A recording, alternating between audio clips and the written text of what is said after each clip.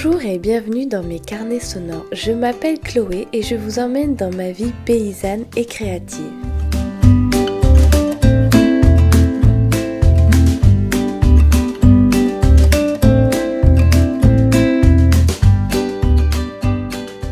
Comme les poules n'étaient pas rentrées, je suis montée aller voir les gros agneaux.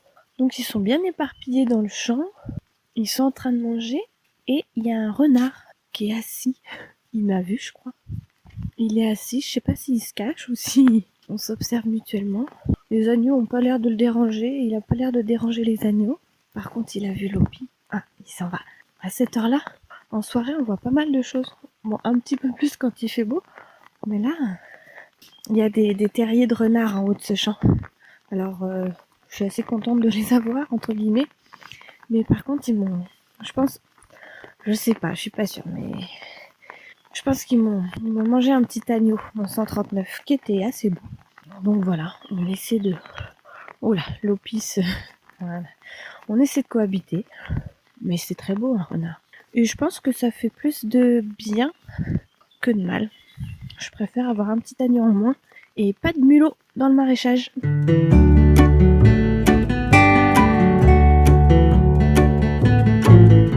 Donc moi je suis éleveuse donc en Haute-Vienne, dans le Limousin, et c'est vrai qu'on n'est pas trop, du moins sur mon élevage, on n'est pas trop touché par la prédation sur les jeunes agneaux. Et là, donc c'est notre 6e année et c'est la première fois que je perds un agneau et que je soupçonne une attaque. Je peux pas vraiment savoir parce que il allait super bien, donc je pense que c'est quand même pas c'est une mort soudaine. Puis voilà, on a retrouvé un petit peu de laine, un lambeau de peau. Enfin, il y a quand même des signes. Et il y a quelque temps, j'avais une attaque de chiens, mais de chiens de compagnie, qui s'était enfui sur une brebis. Et bon, là, il y avait eu des pertes. La brebis et donc son agneau qui était dans son ventre sont morts. Et depuis ce temps-là, je me renseigne un petit peu sur les chiens de protection. Donc c'est des chiens qui restent avec le troupeau tout le temps. Ils vivent avec le troupeau. Quand elles sont en bergerie, ils rentrent dans la bergerie. Et quand elles sont dehors, il est dehors. Alors il y a certaines régions où c'est mis en place depuis longtemps, notamment les zones de montagne où il y a des prédations de loups, d'ours, voire de lynx. Mais c'est vrai que dans nos régions, il y en a, on en voit, c'est vrai, mais c'est encore assez peu développé. Alors l'idée de ce chien de protection, mais ça fait quelques mois que j'y pense. J'ai eu quelques contacts sur des éleveurs sur le plateau de Mille Vaches qui en avaient. Et puis j'ai pris contact avec la pastorale pyrénéenne qui dispense des formations, ont un petit peu de la documentation sur ce sujet. Donc c'est en cours. Alors moi, la meilleure période pour, acheter un chien de protection, ce serait février-mars, parce que c'est là que mes brebis sont rentrées pour l'agnelage, donc que la période d'imprégnation peut avoir lieu. Donc l'idée, ce serait d'avoir un patou, un berger des Pyrénées, je crois, et de le dresser correctement, quoi, pour qu'il fasse la protection du troupeau. Après, je sais pas, je pense qu'il faudra que j'imprime des petits écriteaux, des petites affiches pour prévenir les gens qu'il y a un chien de protection. Peut-être faire un petit mot dans le bulletin municipal aussi. Bon, on n'en est pas là. Pour l'instant, je prends des contacts et j'essaie de regarder un petit peu des articles et de trouver de la documentation sur internet et via les associations. Donc évidemment, la peur et le stress qu'il peut y avoir, c'est que le chien de protection ne reste pas avec son troupeau et aille se balader un petit peu ou qu'il saute les clôtures. Donc ça pourrait être dangereux, disons, pour des marcheurs, voilà. Donc c'est comme mon chien de troupeau, c'est quand même une décision assez importante et ça se fait pas à la légère. Il faut évidemment peser le pour et le contre, se sentir prêt, le faire au bon moment et consacrer du temps à ça. Bon on va redescendre et puis je crois que je vais aller coucher Elga et j'irai aux poules après.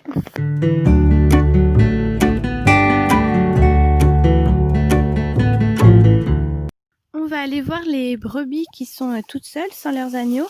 Donc là on traverse les rubaniers. Et il y a de la menthe aussi, alors quand on marche, ça sent bon. Alors il y a l'Opi qui est devant, faut que je le surveille. On les a triés il y a 3 jours. C'est les brebis qui ont donc des agneaux sevrés. On les a emmenés dans un des 3 champs de la zone humide. Donc là, on va aller les voir. Et puis, on va aller voir si ma petite clôture végétalisée a marché ou si elles sont de l'autre côté. Alors, oula, là, il y a de l'eau. Et je parie qu'elles ont déjà mangé toutes les repousses de saule. Elles adorent ça.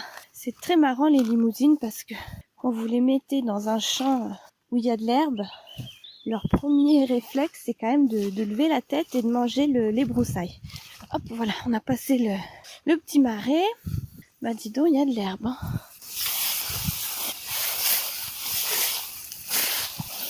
Je sais pas si vous voyez ce que c'est, les rubaniers. En fait, c'est une plante qui pousse plutôt dans les zones humides. Et ça fait un peu jungle, je trouve.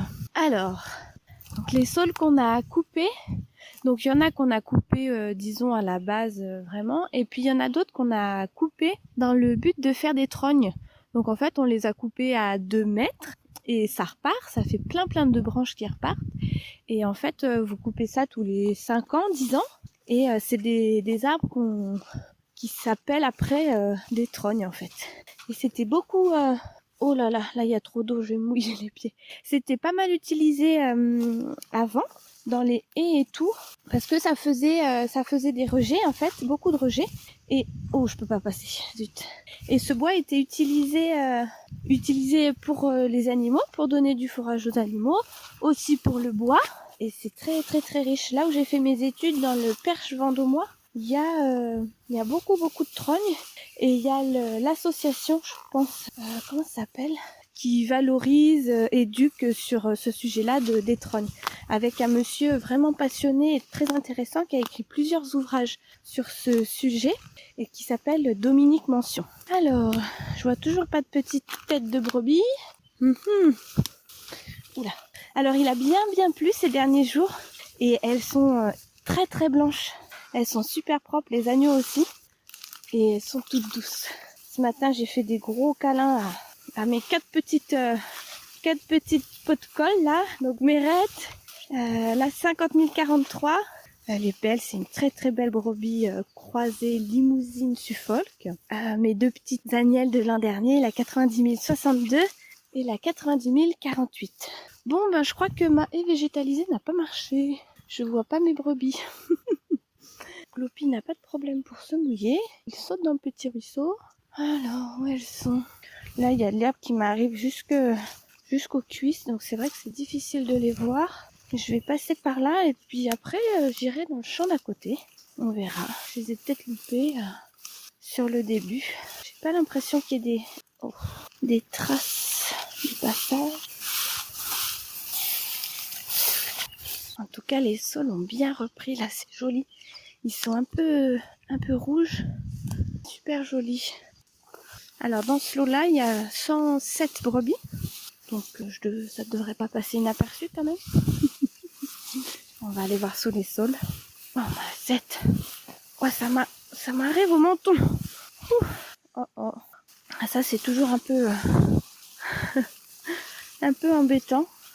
Bon, elles doivent être dans le champ d'à côté, qui est à nous, c'est pas grave. Mais... Bon, et puis ça y est, j'ai les pieds trempés. Et les jambes aussi. J'aurais dû prendre mon pantalon de pluie.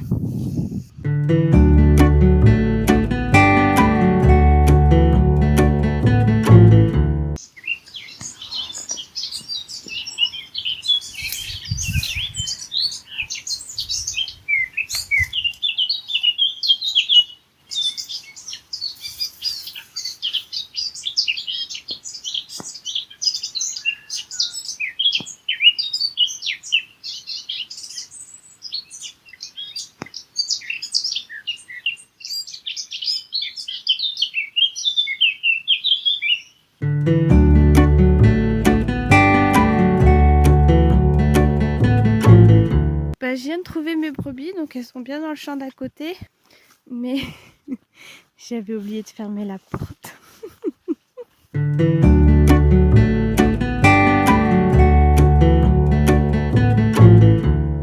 J'ai souvent des remarques sur le fait que j'attache mon chien de troupeau. J'y ai beaucoup réfléchi et je comprends que ça puisse choquer les gens, entre guillemets. Que les gens me disent «Oh, mais le pauvre, il est attaché». Alors, il y a juste un chiffre qui est assez parlant et qui pourrait clore l'explication là. C'est que 60% des chiens de ferme se font écraser. Donc c'est quand même des grosses pertes et des pertes bêtes parce que c'est un manque de surveillance et je trouve de l'irresponsabilité de la part des maîtres. Donc moi j'ai un chien de conduite de troupeau qui s'appelle Lopi et qui a 2 ans. C'est mon deuxième chien et mon premier vrai chien de troupeau.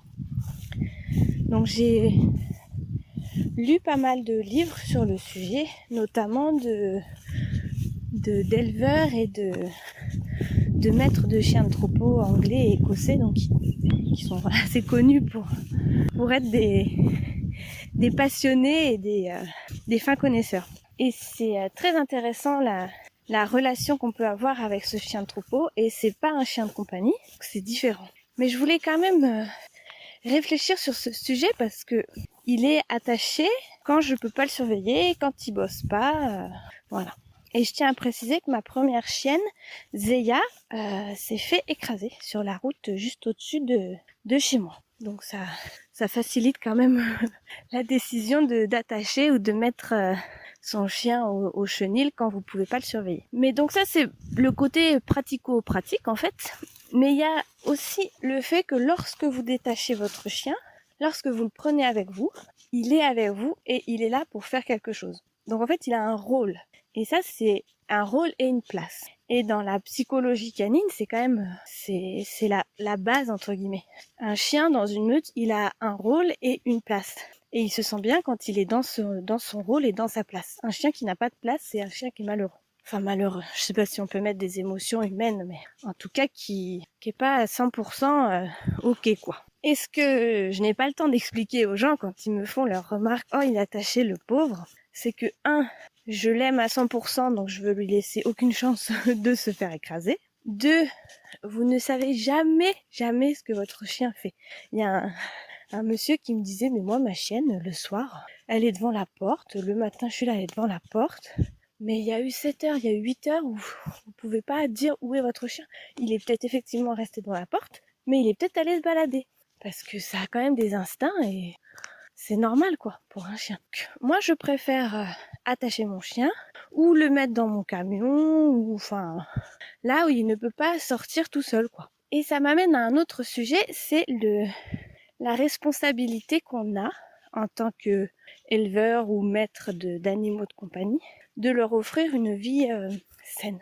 Alors pour moi un chien qui est toujours dans le jardin, toujours en liberté, pour moi il n'est pas forcément plus heureux que mon chien qui est attaché à une chaîne. Donc mon chien, on a une relation très particulière. Donc c'est toujours moi qui le nourris, c'est moi qui le dresse exclusivement et c'est moi qui l'emmène en balade. Je suis entre guillemets son chef de meute. C'est un rôle que j'accepte et c'est surtout un rôle qui me donne des devoirs. Donc des droits entre guillemets sur le chien, donc le droit de l'attacher quand je peux pas le surveiller. Mais mon devoir il est tout aussi important, c'est-à-dire que tous les jours, je dois m'occuper de lui. Et c'est pas parce qu'il est attaché à une chaîne qu'il est laissé là. Donc il y a ça et puis le matin je me lève, enfin il a une vie super quoi. Enfin pour moi si j'étais un chien, j'aimerais bien être un chien chez moi quoi. Je me lève, je le détache, on va aux poules, on va s'occuper des moutons. Donc là, tout le monde est dans les champs, donc ils travaillent au moins 1h30, 2 heures par jour. Donc c'est quand même énorme. Si je fais quelque chose où je peux le prendre, il reste avec moi la matinée. Après, pour le repas, j'arrête ou je l'attache. Mais bon, le plus souvent, il aime mieux être dans le camion. Donc je le mets dans son camion.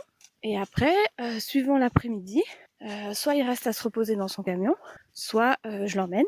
Et si je l'emmène, c'est pour faire quelque chose où je peux le surveiller. Il n'est pas laissé à naviguer tout seul, quoi. Et le soir, s'il faut, on retourne faire un petit tour au mouton, tout dépend de la saison.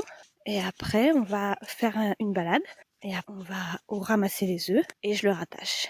Donc ça, c'est tous les jours et c'est tous les jours, entre guillemets, la même chose. Et il a sa place. Et c'est un chien qui est très équilibré. Enfin, ça va, quoi. Mais ça veut dire que quand je l'attache, je suis totalement libérée, c'est vrai. Et on en a besoin dans nos vies, dans nos métiers. Mais quand je le détache, ça veut dire aussi que je suis totalement avec lui. Et ça, c'est des moments c'est très important en fait pour créer une bonne relation et pour que votre chien vous écoute, pour que votre chien soit dispo pour aller bosser, c'est essentiel quoi. Donc voilà l'explication un peu longue qu'il est difficile que je donne aux gens qui me disent ah il est attaché, pourquoi tu l'attaches? Bah pour ça. Déjà pour pas qu'il se fasse écraser et de deux les animaux dans la nature, ils sont pas actifs de 7h du matin à 19h. Ça, c'est nos vies, mais les animaux, ils ont beaucoup de temps de repos. Donc Lopi, c'est pareil. Quand il est avec moi, c'est ou pour travailler, ou pour aller se promener. Il est quand même... Les gens ne voient que ce petit chien couché au bout de la chaîne, et cette chaîne, c'est vraiment l'image derrière, qui est derrière, c'est... Je comprends parce que souvent les chiens qui sont attachés, ils sont là attachés sûrement très longtemps. Enfin voilà, je sais pas l'expérience qu'ont les gens avec un chien attaché à une chaîne, mais donc Lopi est effectivement attaché à une chaîne quand je peux pas m'en occuper. Mais on fait plus de 30 kilomètres maintenant de course à pied chaque semaine. On va au mouton en vélo, on va se promener. Il est attaché, pour moi ça veut dire il se repose, c'est fini, il coupe avec le boulot, avec tout. Il est détaché, soit c'est boulot, soit c'est promenade. Mais c'est pas, il y a aucun moment où il est libre et tout seul. Donc voilà, j'espère que ça peut vous donner des explications et une petite réflexion sur notre relation avec les animaux de compagnie et les chiens plus particulièrement, parce que ça fait des millénaires qu'ils nous accompagnent. Je crois même qu'on peut parler de coévolution. Et c'est une relation que j'affectionne tout particulièrement avec mon chien. Et voilà mon point de vue. Donc pour offrir des relations de qualité aux animaux, il faut s'engager chaque jour et il faut être responsable.